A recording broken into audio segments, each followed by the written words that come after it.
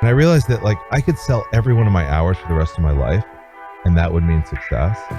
And I just thought, and that was a horrible thought to me. And I had this like idea that if I just had time, I could think of really cool projects that I'd be interested in and maybe other people would like. Hey BK with Ofer Cohen. Today, I have the pleasure of having a true Renaissance man in the studio, David Belt, who takes a very different approach to real estate and the world. So David, welcome to Hey BK. Thank you, Ofer. We just met on a train in Tokyo and we just chit-chatting and I'm asking you, well, what do you do? What do you say? These days, I would probably tell you, since we were in Tokyo, that I'm the CEO and co-founder of New Lab. New Lab opened its doors in 2016. It's a community of entrepreneurs working in advanced technology in a former shipbuilding warehouse in the Brooklyn Navy Yard.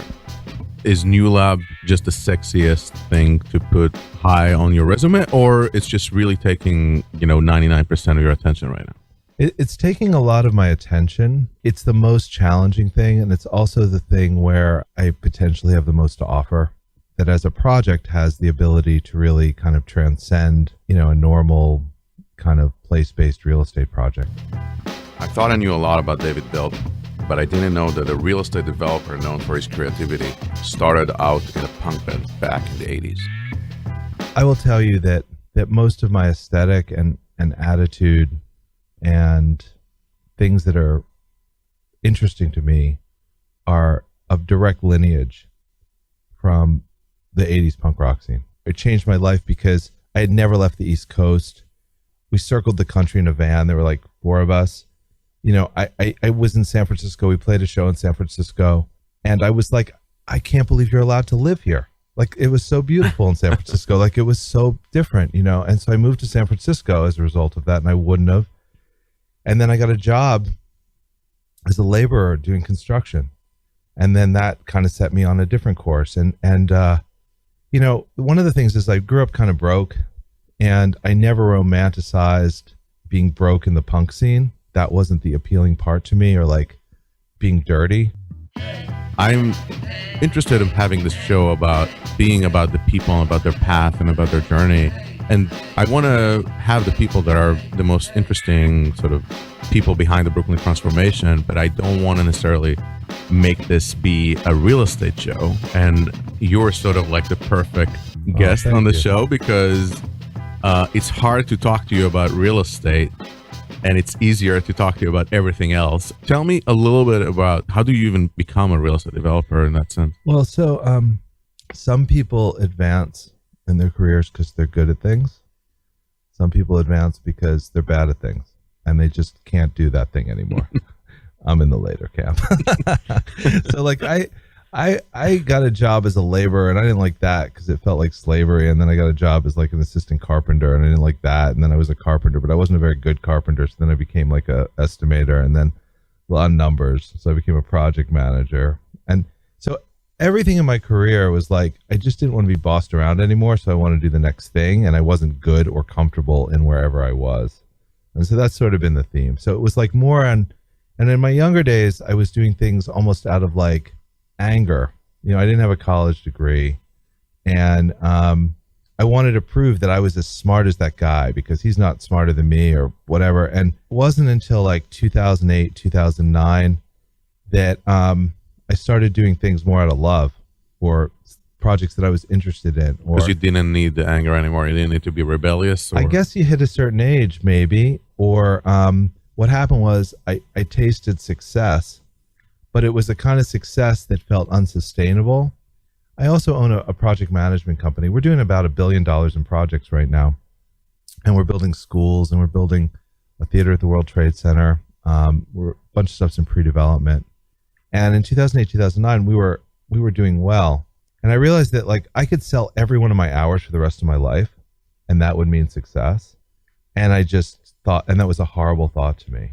And I had this like idea that if I just had time, I could think of really cool projects that I'd be interested in and maybe other people would like, but I had no time. So I was just going on. So that moment was around 2008, 2009? Yeah, and look, the economy had collapsed. We had built a bunch of condos. We got out of those okay. We made money, right? But we were lucky. We sold a bunch just before. And the point is, I did this project in Rome, and I was really proud of it. And I couldn't believe, like, every day I was in Rome, I was like, holy shit, I can't believe I'm in Rome. Like, I'm actually and I'm getting paid, and like I get, right. And it was very glamorous, sort of. And then I came home, and I was at my parents' for Thanksgiving outside of Philly, and I was driving on Route 1, and the real estate market had tanked, and all these shopping centers were closing. And so I had this like weird moment where I'm like, it's one thing to take a beautiful building in Rome and renovate it, but all these strip malls are actually my legacy. Like, these junk spaces are where I'm from. What can we do with those? So I came up with this, like, I don't know what happened. It might have been actually, in retrospect, like some kind of a manic episode. I'm not quite sure, but like, so I made this project. I worked with all these friends of mine who are architects, and everyone was out of work, so they had plenty of time. And we collaborated, and we thought about like what to do to repurpose these old things. And as part of that, they have big parking lots. And I was shopping, and so I wanted to take over shopping centers and make them into like community centers. And I wanted to do the thing that everyone was thinking about at those times for like urban, like community farms and farmers markets and flea markets and like, all kinds of crazy ideas. And we did all these renderings about that. Sounds like it was kind of like a coincidence, maybe, like the fact that it was in the middle of the Great Recession, and the fact that you said, you know what, I'm not going to just sell my hourly for the rest of my life. I just want to do something more impactful. Well, there were some really key signs.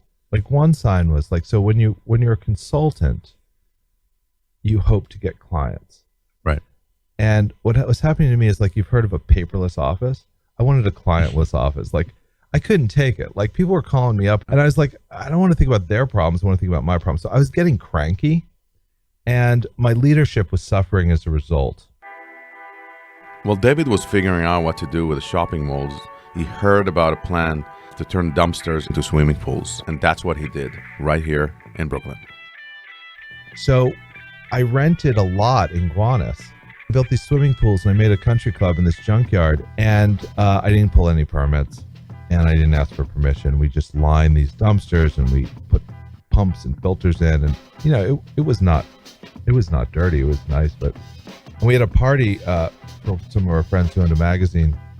We ended up on the front page of the art section of the New York Times. And I had no plausible deniability about it. Like, I couldn't say, oh, I didn't know you needed a permit. We were building all kinds of stuff. And so we got in trouble. They called us into the health department, or not we, me. And then the health commissioner at the time said, we sent you the letter at the end of the summer because we thought it was a cool project. And the Bloomberg administration wants to sponsor your pools and make them street legal. So the next year, we built street legal dumpster pools, and we had them on Park Avenue. And so that was like a weird little project, but it changed everything because it weirdly gave me access to a whole other set of people in the creative community, and also weirdly in city government. Like, weirdly, it changed the trajectory of my career. Interesting. But it also unleashed you creatively, right? Because project management, and I don't know if it unleashed me creatively, but it gave me the confidence to keep trying and keep saying, like, well, New York City is a wonderful place where money follows vision, and it is the kind of place where you can do this kind of bootleg punk rock illegal project in a dump in a junkyard, and then the mayor's office would sponsor you to be on Park Avenue, and that people with money and people with like civic intention will support you if you have a vision and you prove that you can execute. That's empowering. How did you conceive of New Lab? Full disclosure, I'm on the board of the Brooklyn Navy Yard, but tell us about the very beginning of New Lab and how did that come about? So 2009, I did the pools. 2010, I did them legally on Park Avenue. I had this idea. My wife was a costume designer, and we went a lot to St. Anne's Warehouse. Susan was going to lose her theater. And I love St. Anne's, and I wanted to do something that my wife would be proud of. And then I ended up building St. Anne's Warehouse. And that's when he met Andrew Kimball, back then president of the Brooklyn Navy Yard. The task was to reimagine the abandoned machine shop that housed tens of thousands of workers in its heyday, building the most advanced ships for both world wars. When Andrew took me into that building, and it was this beautiful rusted out shell, and he said, what should this be? I was like, this should be the new state of manufacturing. Right. This should be a non-denominational MIT Media Lab. This should be like the place in New York where if you're working on a hard problem that has social relevance, but you're an entrepreneur that you want to be, this should be the aspirational place where tech kids in flyover states want to get to.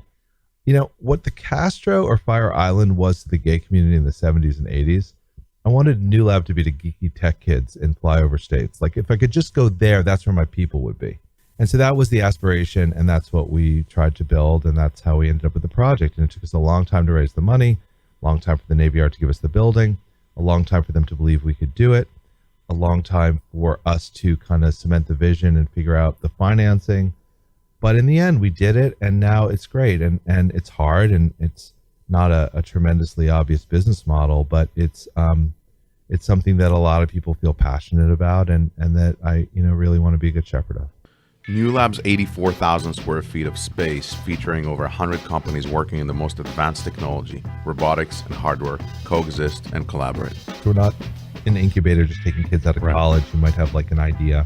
These people are real, and what I love about them is that they're at the top of their game intellectually, and they're at the top of their game, technologically, but they're very vulnerable because they're entrepreneurs. They could fail at any moment. And so that vulnerability is like super attractive. And I feel the same way. Like, I could fail at any moment. And so like, I think there needs to be more of those people in New York. Well, does it make sense to have a second New Lab in Brooklyn then? I've been talking about, again, I'm all about narrative. And so I want to understand the why. And I want to understand like the emotional reason to do it, as well as the financial and business reason. And so one might imagine that there could be a New Lab geared towards food technology in Brooklyn. One might imagine there could be a New Lab geared to data for social good, right? Or companies, I'm the guy who loved the light bulb store that only sold light bulbs, so like the more that you can create a community around a specific intention, that's right. That always feels much more poignant to me. And so maybe there would be another New Lab in Brooklyn. I mean, I've been talking to other developers about it. Interestingly, people like it as content for their buildings, and it becomes an attractor, which hopefully it will be for the Navy Yard. But like, and I guess it has been to some extent, but people will give me almost free buildings or free rent. But again, there has to be a bigger why than just that, because it's not a real estate model, actually. Right. It's not. I mean, we make about less than half our money from the real estate. What are some of the most amazing technologies or entrepreneurs that you have encountered in New Lab? So there's a company called Modern Meadow that grows leather not from animals. But it's real leather. It's like they grow it in the lab at collagen, and they're a real scale. They've raised a lot of money. They're a very, very interesting company, and they're working with fashion brands, and it's a whole different model for. And what stage is the? They're in product? they have the product. They have a huge lab, and they're their design group, and their senior management's a New Lab. They also hold a Biofabricate conference every year. They did last year's at New Lab. It was super interesting, and some of the most brilliant minds in biofabrication were there. I love people who have an amazingly ambitious idea and are also able to raise a lot of money. The fear is that in order to grow, they're going to move to another town. I'm taking another 40,000 square foot of space to create some like flexible situations. You're basically a catalyst for neighborhood, a catalyst for Brooklyn, or a catalyst for the city. Yeah. And so the multiplier effect of having those companies in close proximity is that they can hire better engineers because they get to collaborate with a bunch of cross-disciplinary companies, right? The place looks cool. That helps. They can raise money better because all the venture capitalists come through. Right. So what's next for David Belt? I like people with patient money and who want to do something significant and that follows a vision, and that also are good thinkers and want to collaborate on a high level. So a utopian idea would be to create a living learning community around something like New Lab, where people could come from different areas of the world and stay for a period of time and collaborate. So who knows, maybe something like that could happen in like Governor's Island per se, or somewhere like that. But like we have a problem with housing being so expensive and hotels being so expensive Right. in New York. And the more expensive it gets, the less interesting things could happen. Right. So someone who saw both the economic and the social value in doing something where, there could be these new platforms for collaboration and didn't need to make an 8% immediate yield with a 20% IRR and an exit in 5 years, Right. which is basically everybody, Right. which pisses me off, Right. I mean, you're just flipping to another fund. No one wants to build long-term value. No one actually cares. It really bothers But me can I ask you a question? Why not do something like this as a nonprofit? because I want to make money and I'm on the board of a bunch of not-for-profits. And I don't believe that that's the right model for this. I believe it has to be self-sustaining. I don't want to be at the mercy of rich philanthropists. Right. I don't want to be at the mercy of grants. I want to eat what I kill. And I want whatever project I do to eat what it kills. The other passion of mine, which is going to sound completely crazy to you, maybe or maybe not, is so I get to be on all these panels about cities of the future. I think actually refugee camps are the cities of the future. I really do. Like an average refugee stays in a refugee camp for 17 years. It's horrible. And with what's happening with weather events and what's happening with global warming and what's happening with political unrest and people closing borders. So we're working with a very prestigious Ivy League school who I won't mention. And I'm working with the DOD and I'm working with all these technologists. I would love to build an off-the-grid deployable emergency structure for refugees or people surviving storms and stuff. And I think that could influence the housing market in other places in the country. We're almost there with batteries and solar. Right. So when I think about what's next for me, that's probably what's next. And I have a lot of experience building small spaces for student housing. I own an insurance consulting business, which I mentioned. So I've been in a lot of places after disasters. I understand a lot of characteristics of it. And that feels just like a pretty good way to spend some time. So who knows, maybe 5 years from now, when you have me on here, I'll be a refugee housing guy.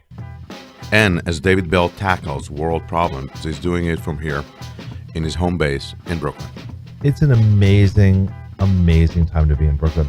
I mean, I can't even believe it. Between New Lab and what's going on in downtown Brooklyn and St. Anne's and Pioneer Works, it's just incredible, and I guess I'm really cognizant of the fact that it's temporal and that it's a time when interesting things can happen on a bunch of different levels and people are really trying from a civic point of view as well as a financial point of view.